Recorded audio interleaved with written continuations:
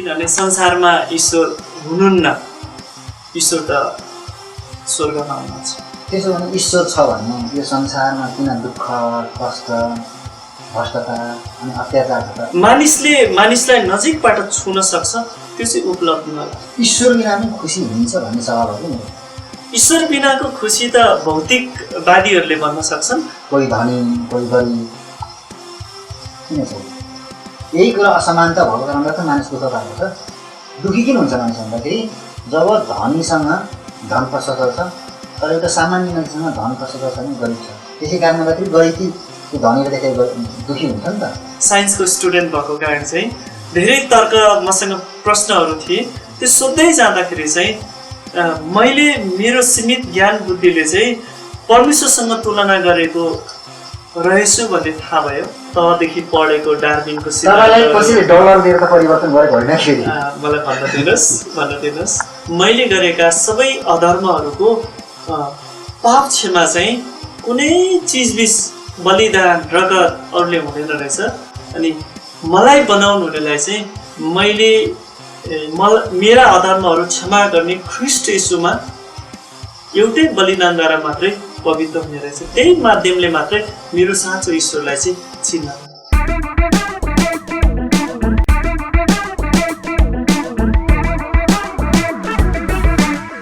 नमस्ते।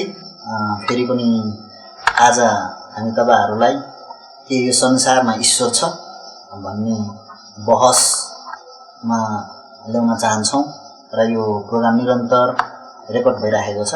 आज हामीसँग विशेष अतिथि भरत श्रेष्ठ हुनुहुन्छ। हामी उहाँलाई स्वागत गर्नेछौँ। सर, उहाँलाई स्वागत छ। तपाईलाई के लाग्छ यो संसारमा के ईश्वर छ? म विश्वास गर्छु परमेश्वर, जुन ईश्वर शब्द भन्नुभयो, परमेश्वर हुनुहुन्छ। संसारमा मात्र होइन, परमेश्वर स्वर्ग र युनिभर्स सबैमा उपस्थित हुनुहुन्छ। यो उपस्थिति जुन भन्नुभयो, त्यो उपस्थिति चाहिँ कस्तो उपस्थिति हो? परमेश्वरको उपस्थिति चाहिँ मानिसको जस्तो भौतिक आकृतिमा नभइकन हामी मानिसलाई नै भन्न सक्छौँ उपस्थितिले केही कामहरूबाट पनि प्रमाण दिन सक्छौँ। जब हामी यो ब्रह्माण्डलाई हेर्छौँ, यो सृष्टिलाई हेर्छौँ, यो कसैले बनाइएको हो भने ईश्वरद्वारा बनेका हुन्। परमेश्वरले आफ्नो सृष्टि भएका चिजबाट बहु भन्ने प्रकट गर्नुभएको छ। त्यो ईश्वर छ भनेर चाहिँ के कुराको प्रमाण दिन सकिन्छ? 1, 2, 3 गरेर भन्दाखेरि ईश्वर हुनुहुन्छ अथवा परमेश्वर हुनुहुन्छ भन्ने प्रमाण चाहिँ पहिलो त सृष्टि हो, नम्बर 1 सृष्टि हो। दोस्रो चाहिँ परमेश्वरले मानिसलाई यस्तो अद्भुत किसिमले बनाउनु भयो, त्यही प्राणी मात्रै, सृष्टि मात्रै ईश्वरलाई खोज्ने प्राणी छ। मानिसको जीवनलाई अध्ययन गरेर पनि हामी थाहा गर्न सक्छौँ, न कि अरू सृष्टिले। तेस्रो चाहिँ यो शक्ति, जुन शक्ति चाहिँ पृथ्वीमा प्राकृतिक रूपमा रहेको र आकाशमा रहेका यी शक्तिहरूको यो ब्यालेन्स छन् जुन, त्योबाट पनि हामी थाहा गर्न सक्छौँ परमेश्वर हुनुहुन्छ। तर कतिजना दार्शनिकहरूले, साइकोलोजिस्टहरूले, कतिजना विज्ञानका वैज्ञानिकहरूले उनीहरूले दाबीको साथ भन्छन् कि यो संसारमा ईश्वर कस्तो छैन, ईश्वर भन्ने शब्द छैन, यो चाहिँ एकदम भ्रमपूर्ण कुरा मात्र हो भन्छ नि। त्यसो भने तपाईँलाई के लाग्छ यो विषयमा? एक किसिमले हेर्ने हो भने चाहिँ धेरै जसो अनुसन्धानमा लागेकाहरू अथवा मानिसहरूको कमन आवाज चाहिँ ईश्वर छैन, अब मेरो परिश्रम, मेरो ज्ञान बुद्धि उपलब्धि त्यो नै स्वर्ग र ईश्वरको वासस्थान भन्छन्। तर मेरो आस्था अनुसार चाहिँ उनीहरूले एक किसिमले भनेको ठिकै पनि हो, किनभने संसारमा ईश्वर हुनुहुन्न, ईश्वर त स्वर्गमा हुनुहुन्छ र उहाँको आफ्नो शक्ति र आत्माको उपस्थिति मात्रै मानिस र संसारको बीचमा पठाउनु भएको छ। अनि उनीहरूको तर्क चाहिँ मानिसलाई दिएको परमेश्वरद्वारा दिएको ज्ञान बुद्धि प्रयोग गरेर लिएका उपलब्धिलाई चाहिँ पहिलो स्थान दिएको कारण चाहिँ कोद्वारा ती तर्क गर्ने ज्ञान पाइयो त्यो व्यक्तिहरूले ज्ञान र बुद्धिको मुहानलाई नै छोडेर त्यसको उपलब्धिलाई चाहिँ पुज्न थाले। त्यसै कारण चाहिँ ईश्वर छैन भने तर्क दिन थाले मेरो विचारमा। त्यसो भने ईश्वर छ भने यो संसारमा किन दुःख कष्ट भ्रष्टता अनि अत्याचार छ त ईश्वरले के हेरिरहनु भएको छ भन्ने जुन प्रश्न छ नि त यो बहस धेरै लामो समयदेखि चलिआएको छ।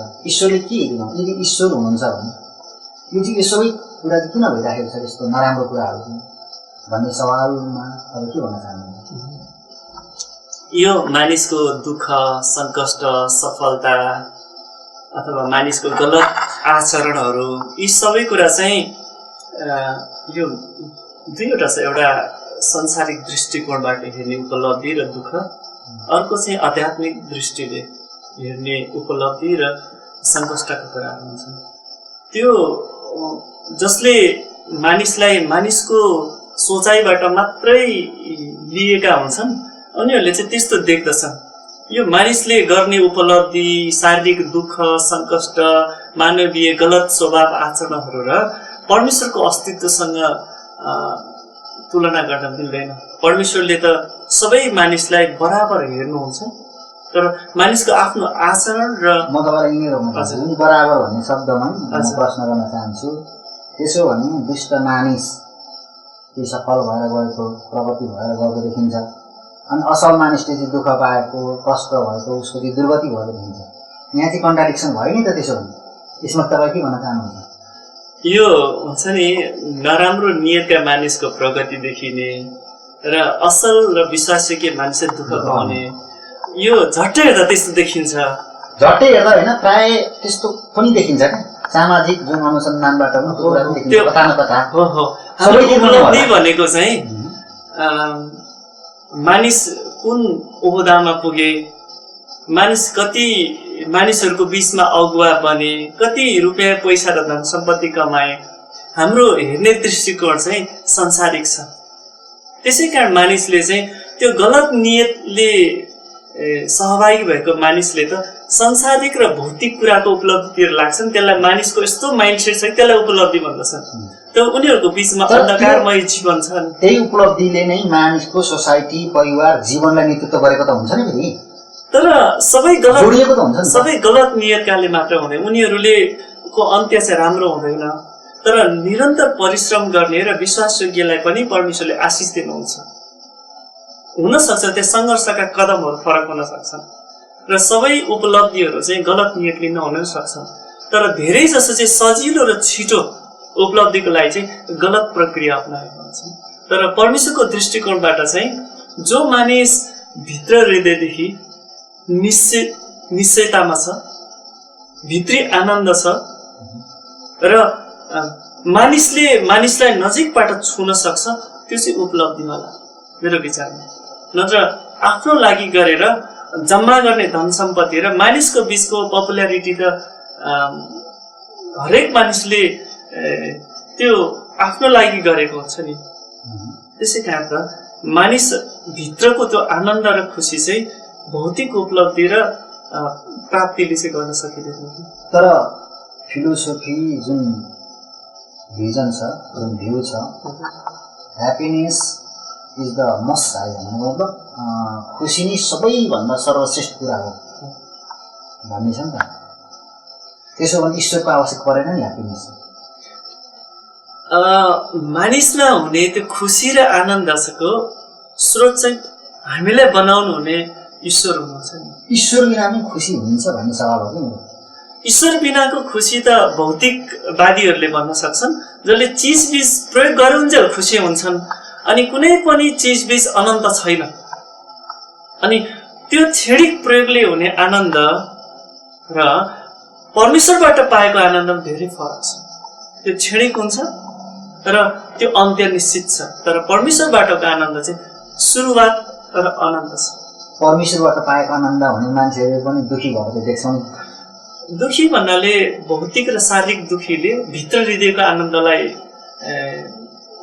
छुन सक्दैन। त्यसो भने जुन परमेश्वरलाई मान्छन् नि ती मानिसहरू चाहिँ संसारतिर फर्के अथवा ती मानिसहरूले ईश्वरलाई विश्वास किन गर्दैन? जसले ईश्वरलाई विश्वास गर्छन्, परमेश्वरलाई विश्वास गर्छन्, तिनीहरू चाहिँ परमेश्वरलाई विश्वास नगरेर परमेश्वरै छैन भनेर अन्तिममा चाहिँ होइन यो भौतिक सुख शान्ति नै राम्रो छ भनेर पनि लागि पर्ने मान्छेहरू पनि छन्। कोहीहरू यदि परमेश्वरको सत्यता र महानतालाई व्यक्तिगत तवरले महसुस गर्न सक्दैनन् र त्यो महसुस गर्न निम्ति के गर्नुपर्छ? र अरूसँग तुलना गर्छन् भने चाहिँ उनीहरूको विश्वासको स्तर चाहिँ आफूमा रहेको हुँदैन, कुनै परिस्थितिमा आधारित हुन्छन्। तर विश्वासमा रहिराख्नलाई चाहिँ आध्यात्मिक जीवनमा चाहिँ साँचो परमेश्वरलाई व्यक्तिगत तवरले चाहिँ शरीरले चिजबिजले होइन आत्मामा चाहिँ महसुस गर्न सक्नुपर्छ। ईश्वर छ भने किन चाहिँ यो सम्मान व्यवहार छैन? भेदभाव किन छ? कोही धनी कोही गरिब किन छ? यो परमेश्वरले मानिसलाई समान प्रेम गर्नुहुन्छ। समान प्रेम गर्दाखेरि एकजना धनी हुन्छ तर त्यो परमेश्वरको प्रेममा चाहिँ मानिसको धनी र गरिबसँग तुलना हुँदैन अनि मानिसको चिजबिजसँग तुलना हुँदैन। किनभने यी सबै कुरा त परमेश्वरबाट मानिसलाई दिएका कुरा हुन्। तर यसै कुरामा त दुःख पाएको छ मानिसले, यही कुराले त दुःख पाएको छ, यही कुरा असमानता भएको कारणले त मानिस दुःख पाएको छ। दुःखी किन हुन्छ मानिस भन्दाखेरि जब धनीसँग धन प्रशस्त छ तर एउटा सामान्य मान्छेसँग धन प्रशस्त छैन, गरिब छ।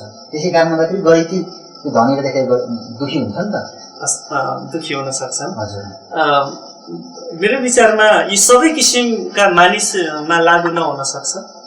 तर साधारणतया मानिसले चाहिँ यदि त्यहाँ ईश्वर हुनुहुन्छ भने मेरो जीवनमा किन सङ्घर्ष, किन अभाव, त्यो चाहिँ मानिसलाई परमेश्वरले बराबर अनुग्रह गर्नुभएको छ। तर मानिसको आफ्नो स्वभाव, आफ्नो गलत निर्णय र दुःख पाउने मान्छे त सबै गलत निर्णयको कारण कुनै न कुनै टाइममा गरेको निर्णयको प्रतिफल चाहिँ दुःख होइन असफल हुन सक्छ। दुःख भन्नाले धन सम्पत्ति र पढे लेखेका मानिसलाई हुन सक्छ नि, तर यदि कसैसँग प्रगति र धन सम्पत्तिको सँग तुलना गरेको छ भने त्यो कुनै समयको टर्निङ पोइन्टमा उसले गरेको निर्णय हुन सक्छ, निर्णयको लामो असरमा चाहिँ त्यो हुन सक्छ। तर हरेकलाई चाहिँ त्यो चिजबिज र धन सम्पत्तिले प्रगति, दुःख र सुखसँग तुलना गर्न सकिँदैन नि। प्रशस्त भएको मानिस पनि भित्र रोदनमा बसेको हुन्छ नि। त्यसै कारण चाहिँ कसैले जीवन र भौतिक कुरालाई हेर्छ भने त्यो छुट्टै पाटो हो। भौतिक कुराको प्रशस्त र अभाव बिना पनि मानिसको जीवन चाहिँ आनन्द, खुसी र सफल हुन सक्छ। संसारमा कतिवटा ईश्वर छन्? मेरो विश्वासमा चाहिँ यो संसारमा ईश्वर अथवा गड चाहिँ एकजना मात्रै हुनुहुन्छ। त्यसो भने मानिसहरू किन विभाजित छन्? धर्मको नाउँमा किन विभाजित छन्? सपोज हिन्दूहरूको आफ्नै भगवान छ, बुद्धिस्टहरूको आफ्नै विश्वास छ, मुस्लिमहरूको आफ्नै भगवान अल्लाह छ, क्रिस्चियनहरूको आफ्नै भगवान गड अथवा परमेश्वर अथवा जिजस क्राइस्ट छ। धर्मको नाउँमा, ईश्वरको नाउँमा ईश्वर एउटै हो भने उनीहरू किन विभाजित छन्?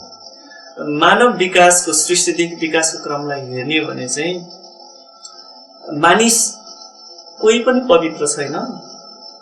अनि जब मानिसको भित्र रहेको पाप थियो, त्यो पापले चाहिँ मानिसलाई आफू केन्द्रित बनाउँदै लाँदाखेरि चाहिँ मानिसले आफूलाई त्यो मानव विकासको क्रममा चाहिँ आस्थाको क्रममा आफू केन्द्रित गरेको कारण चाहिँ विभाजित हुन थाले। कसैले सृष्टिलाई पुज्न थाले, कसैलाई परमेश्वरले दिएको ज्ञान बुद्धिको प्रतिफल रिजल्टको कारण आफूलाई ईश्वरको रूपमा प्रस्तुत गर्न थाले र समूह, झुन्ड यो क्रम पुस्ता पुस्ता बढ्दै आयो। त्यसै कारण आज सृष्टिकर्तालाई पुज्ने र सृष्टिलाई पुज्ने र आफैलाई पुज्ने र भौतिक चिजबिजलाई पुज्ने यो समूह खडा भएको छन्। तर यी सबै कुरामा चाहिँ मेरो विश्वास चाहिँ यी सबै कुरा बनाउने आस्थाका व्यक्तिहरू, चिजबिज बनाउने पनि एउटै मात्र ईश्वर हुनुहुन्छ। तर यी सबै चाहिँ उनीहरूको आफ्नो आस्था हुन्, त्यो चाहिँ मानिसले सृष्टि गरेका मानिसले सुरुवात गरेका परम्परा हो। यही धर्म मान्ने झुन्डहरूको कारणले गर्दाखेरि नास्तिकहरूले के भन्छन् भने यो संसारमा ईश्वर भन्ने छँदै छैन कि, ईश्वर भन्ने शब्दै छैन, ईश्वर भन्ने वस्तुै छैन, चिजै छैन, तर मानिसहरूले धर्म बनाएको छन् र धर्मको नाममा भ्रम छर्ने र धर्मको व्यापार गर्ने जुन नास्तिकहरूले दाबी गर्छन् यो विषयमा तपाईँको धारणा चाहिँ के छ? नास्तिकहरू चाहिँ मेरो विचारमा सुरुमा थिएन। सुरुमा मानिसहरू सबै ईश्वरप्रति आस्था राख्थे।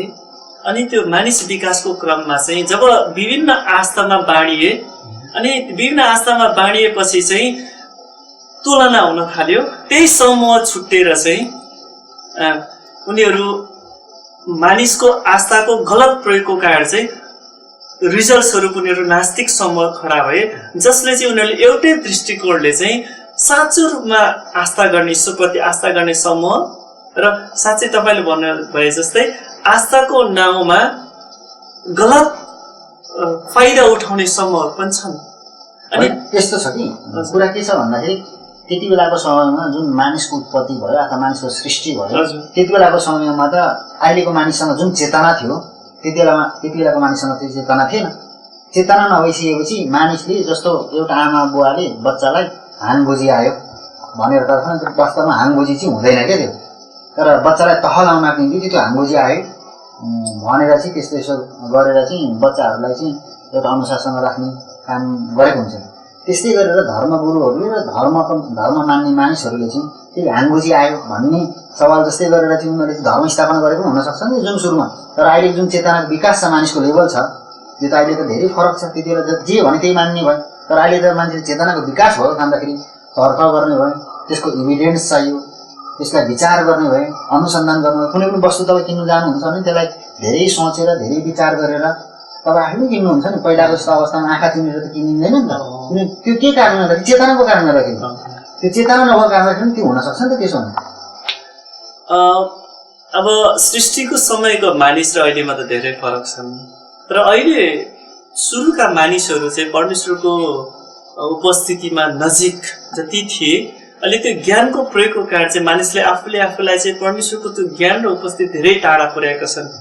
तर जो दुविधामा रहेकाहरूलाई चाहिँ अहिले पनि यदि मानिसको ज्ञान बुद्धिको विकासको क्रममा परमेश्वरको सृष्टिले त खोज्दैछन् नि, यदि गहिरेर अध्ययन गरे भने सबैजनाले त्यही ईश्वर जसले चाहिँ मानिस र यो ब्रह्माण्डलाई बनाउनु भयो गहिरो त्यो ज्ञानलाई चाहिँ परमेश्वरको खोजीमा लगायो भने परमेश्वरको उपस्थिति महसुस गर्छन्।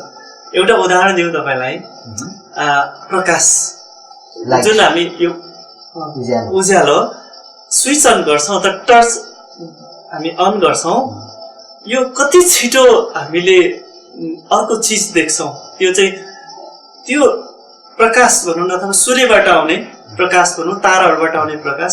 एउटा मात्रै उदाहरण दिन्छु।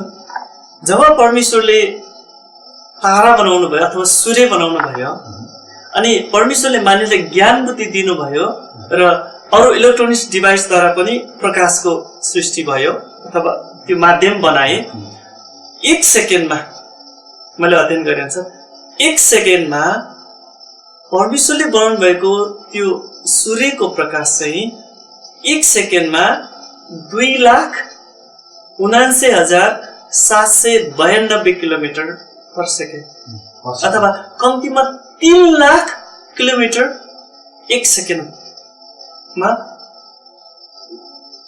त्यो गति लिन्छ।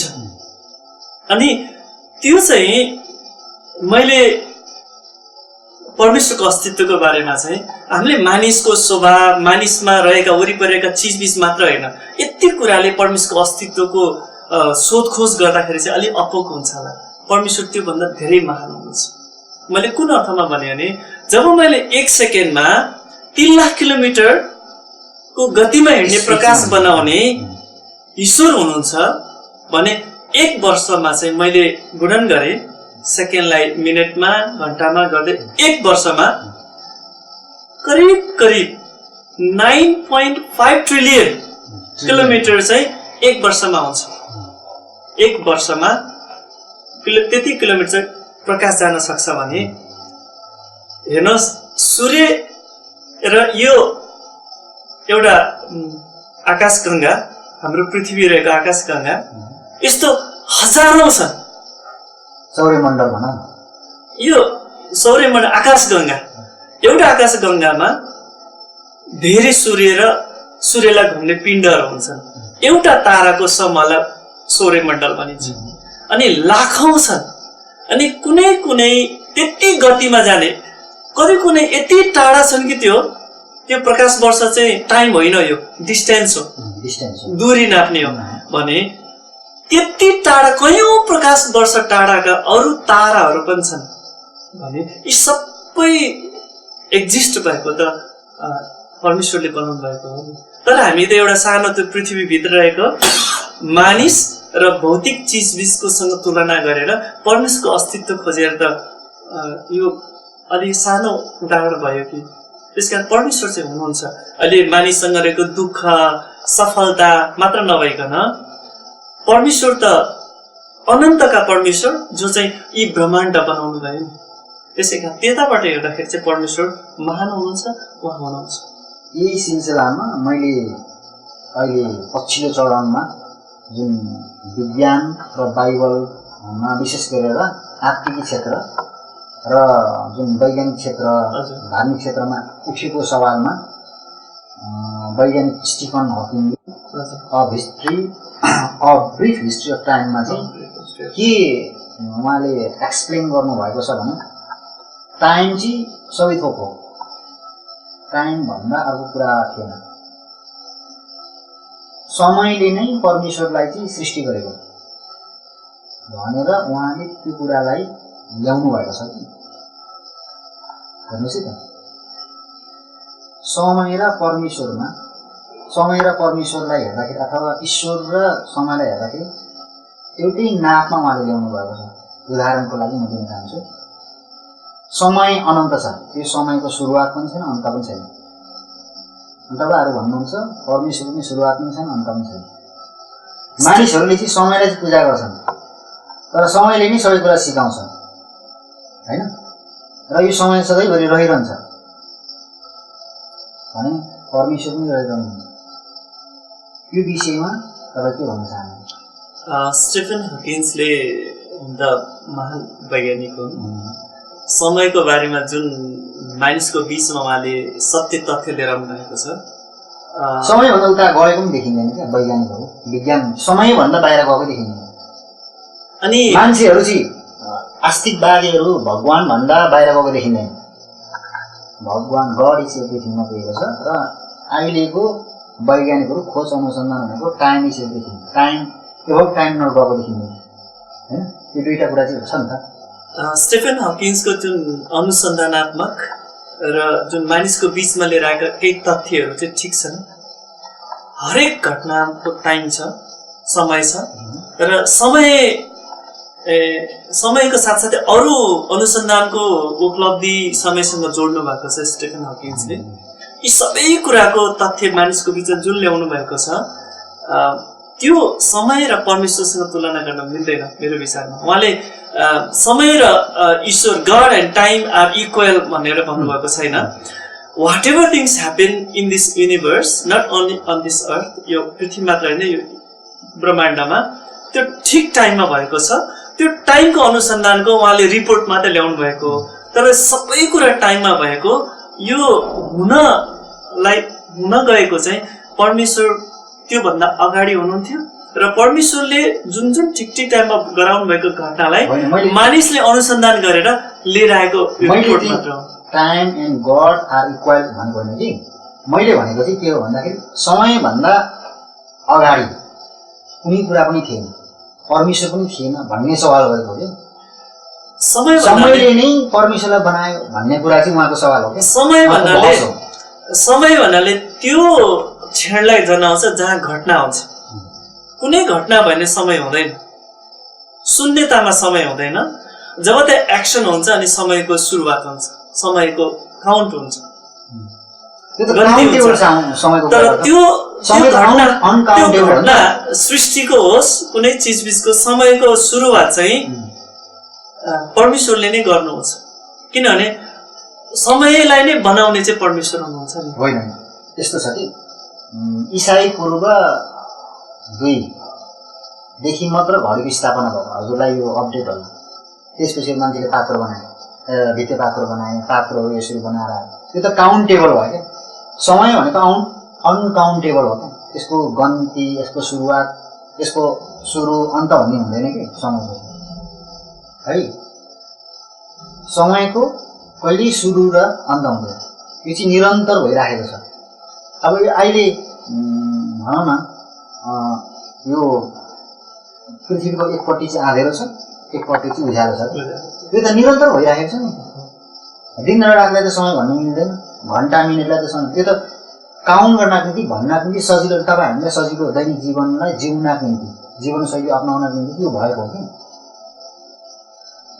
यो समय तपाईँले भन्नुभएको जस्तै यो ब्रह्माण्डको जब सुरुवात भयो, सृष्टि भयो, अनि मात्रै समय सुरु भयो। यदि यो ब्रह्माण्डको सुरुवात अथवा सृष्टि भएको छैन भने त्यहाँ परमेश्वर मात्रै हुनुहुन्थ्यो।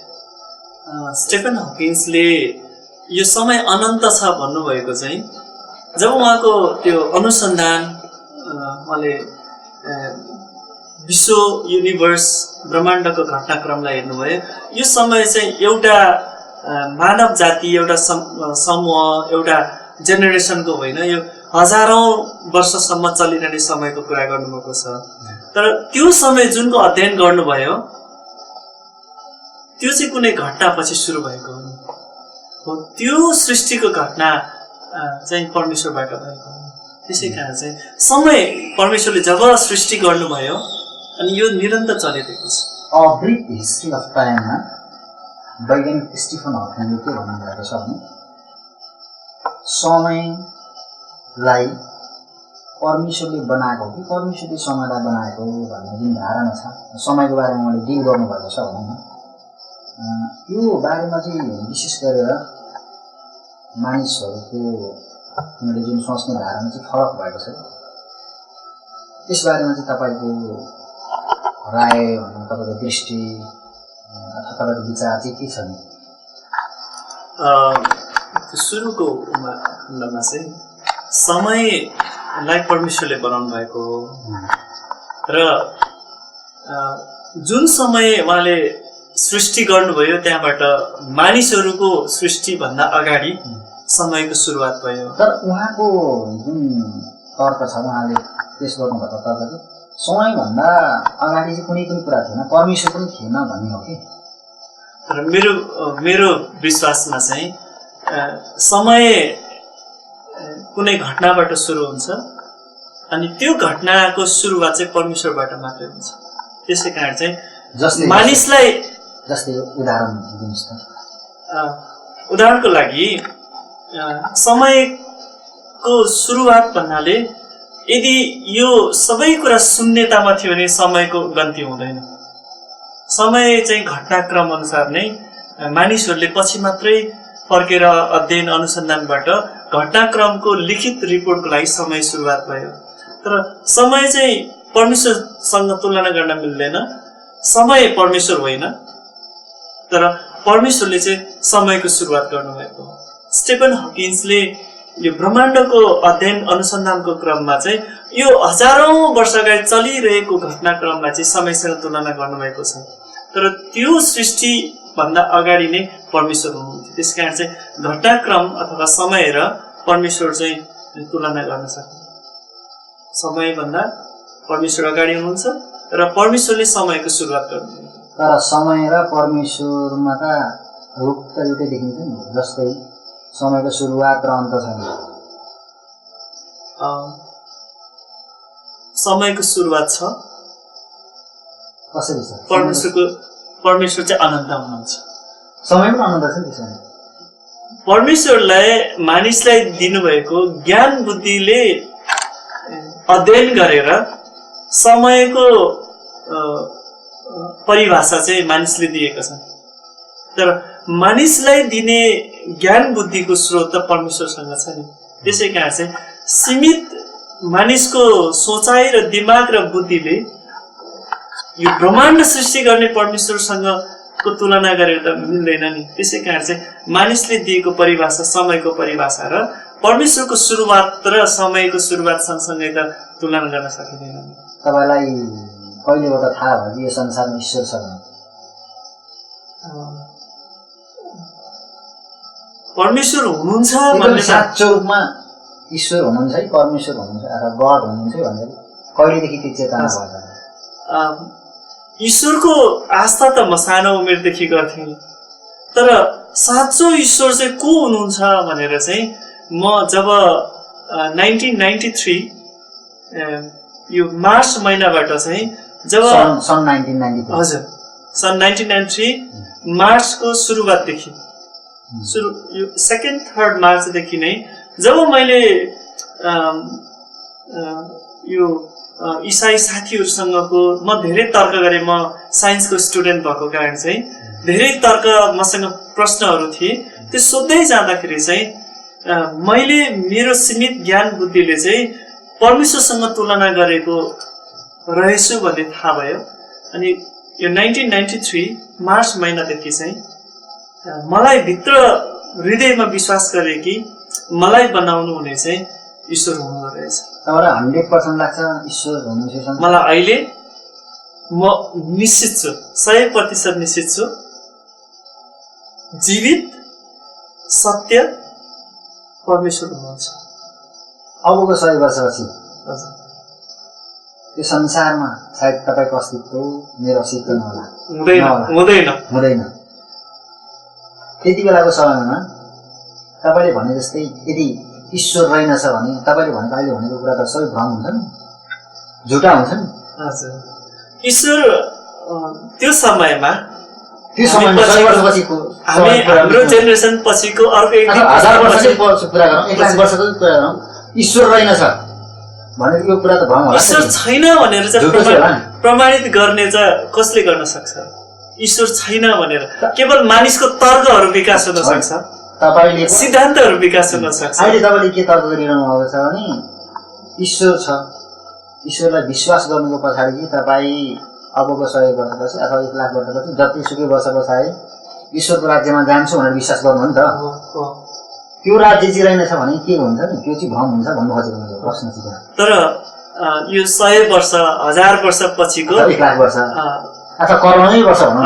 हजुर, म के विश्वास गर्छु भने ईश्वर चाहिँ रहेनछ भने के हुन्छ नि, म के विश्वास गर्छु भने भोलि होस् अथवा 100 कि 1000 वर्ष पछि होस्, यो सबै मानिसको विकास क्रमको अन्त्य चाहिँ मैले विश्वास गरेको ईश्वरको समय नआएसम्म हुँदैन।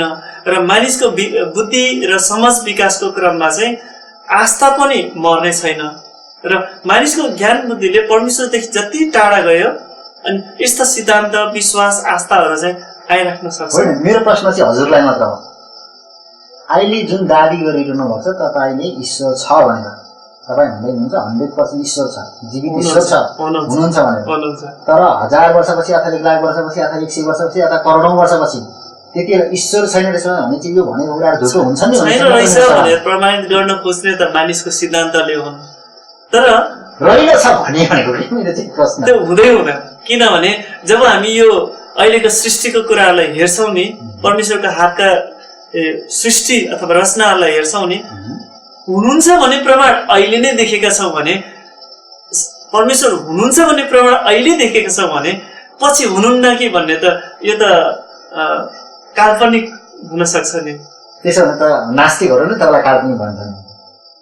नास्तिकहरूले यो त एक्सनको रिएक्सन चाहिँ भयो जस्तो। हजुर, नास्तिकहरूले त सृष्टि र जीवनलाई नै ईश्वर ठान्छन्। उनीहरूले ईश्वरलाई विश्वास गर्दैनन् तर आफ्नो जीवन र उपलब्धिलाई ईश्वर ठान्छन्। अनि त्यो ठान्नु गलत हो त फेरि।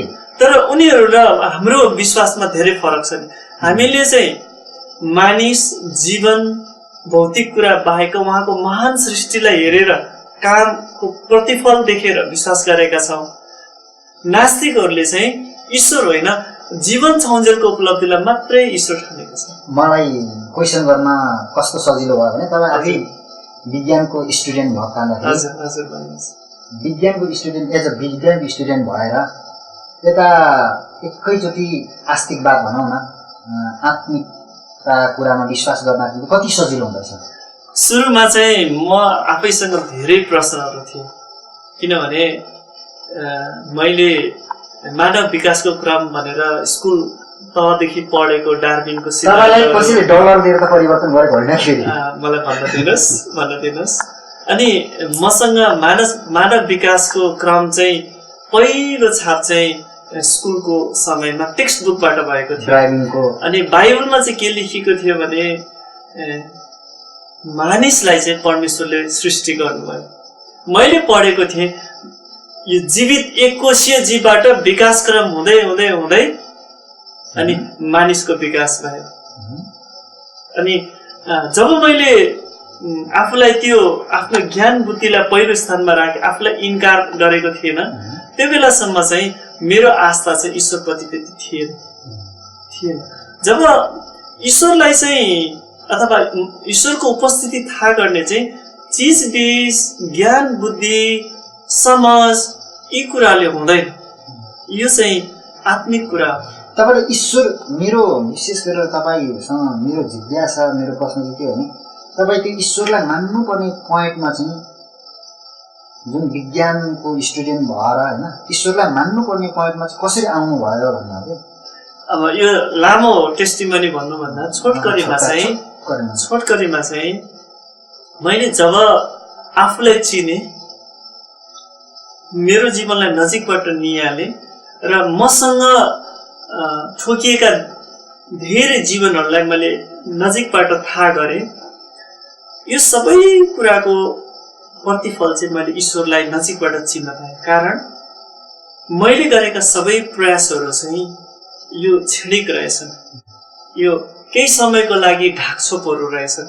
तर म भित्र जब परमेश्वरले मेरा गल्तीहरू, मैले गरेका सबै कामहरूको मैले आफ्नो चित्र परमेश्वरको अगाडि प्रस्तुत गरेँ। अनि त्यो बेलामा थाहा भयो कि मलाई बनाउनु हुने चाहिँ म गलत हुँदाहुँदै पनि कति वास्ता गर्नु हुँदो रहेछ। त्यसै कारण चाहिँ छोटो रूपमा चाहिँ मैले गरेका सबै अधर्महरूको पाप क्षमा चाहिँ कुनै चिजबिज, बलिदान, रगत अरूले हुँदैन रहेछ। अनि मलाई बनाउनु हुनेलाई चाहिँ मैले मेरा अधर्महरू क्षमा गर्ने ख्रीष्ट येशूमा एउटै बलिदानद्वारा मात्रै पवित्र हुने रहेछ। त्यही माध्यमले मात्रै मेरो साँचो ईश्वरलाई चाहिँ चिन्न।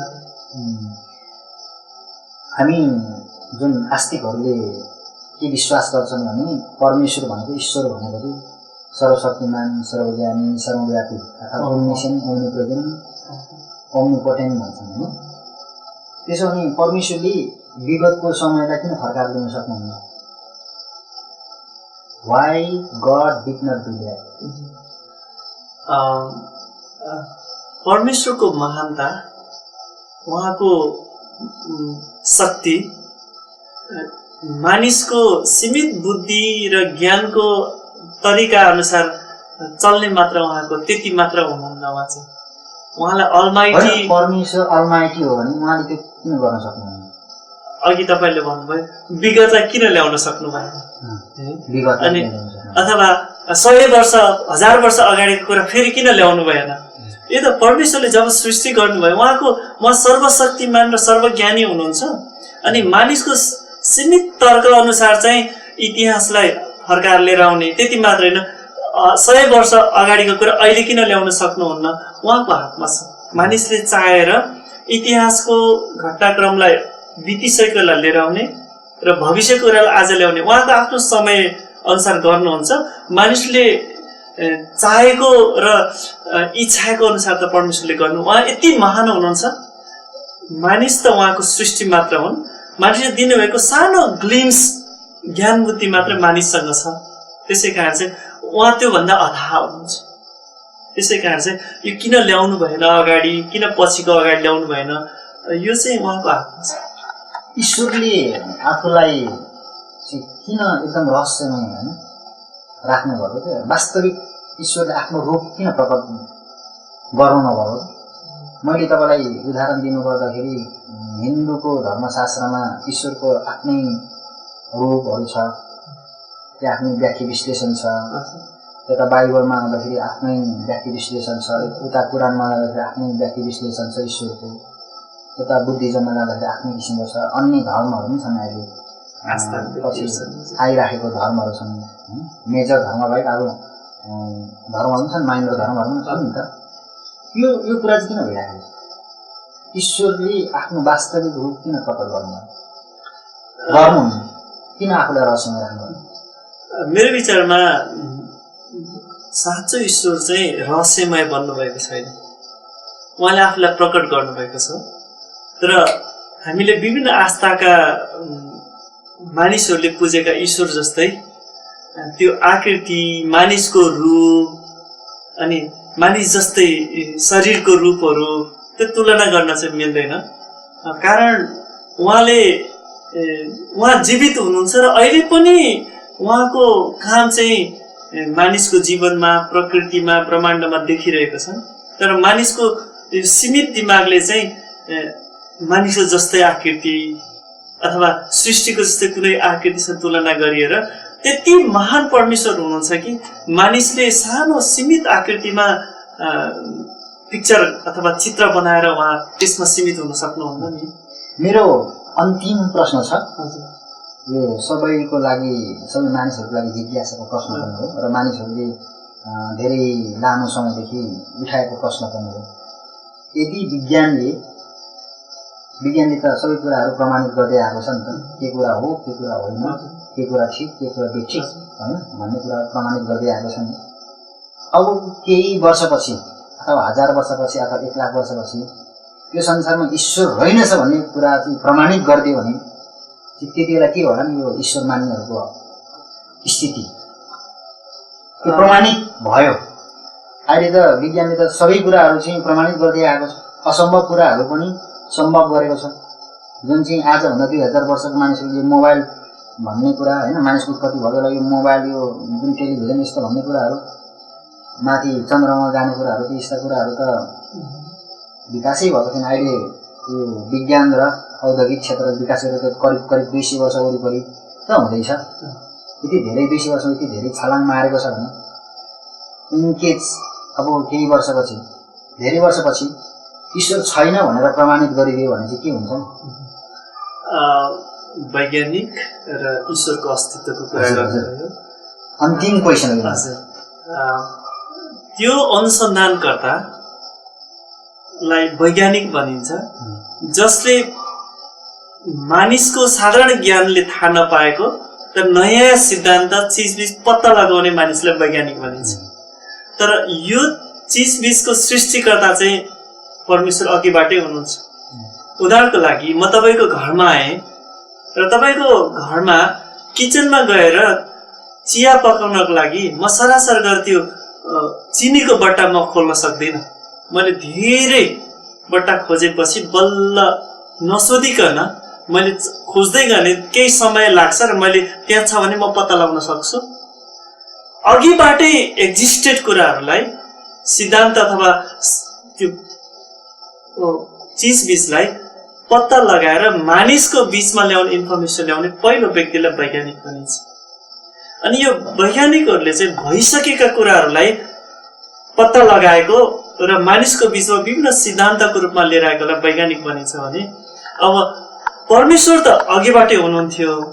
अनि विज्ञानको कुरा योभन्दा अझै एडभान्स हुँदै जान्छ। तपाईँले अघि यो वैज्ञानिक अनुसन्धान र उपलब्धि, यो कम्युनिकेसनका एडभान्सका कुरा गर्नुभयो। अहिले त यान्त्रिक मानवको कुरा भयो। यान्त्रिक मानवले अर्को यान्त्रिक मानव बनाउने कुराहरू छन्। हो, यी सबै क्रममा पनि नेचुरल म्यानमेड म्यान भनौँ न, म्यानमेड मेसिनले नै सबै काम गर्दैछन् भने यो त परमेश्वरले दिनुको ज्ञान बुद्धिको सानो उपलब्धि हो। र मानिस विकास क्रमले कहिले पनि परमेश्वरको अस्तित्वलाई छैन र भनेर च्यालेन्ज गर्न चाहिँ सक्दैन। यो अहिले भइरहेको कुरालाई यो मानव विकास क्रमको अन्त्य नहुन्जेलसम्म पनि उहाँको अस्तित्व चाहिँ रहिरहन्छ। अन्तिममा जुन यो कार्यक्रम हेरिरहनु भएको दर्शक श्रोता जसले ईश्वर छैन भनेर ग्यारेन्टी गर्छन् तिनीहरूलाई के भन्न चाहनुहुन्छ? तपाईँ दर्शक अथवा भ्युअर सबैलाई श्रोतालाई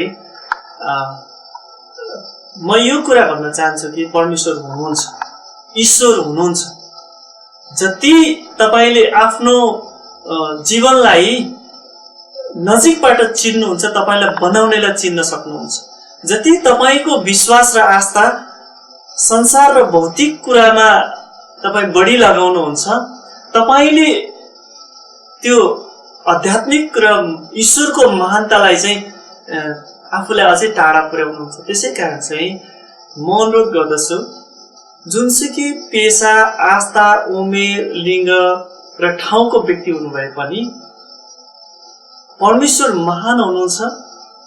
विभिन्न प्रमाण खोज्दै जानुहोस्, अन्तिममा परमेश्वरको काम र महानताले तपाईलाई छुनेछ र तपाईले ईश्वरको अस्तित्वलाई भित्र हृदयबाट महसुस गर्न सक्नुहुन्छ।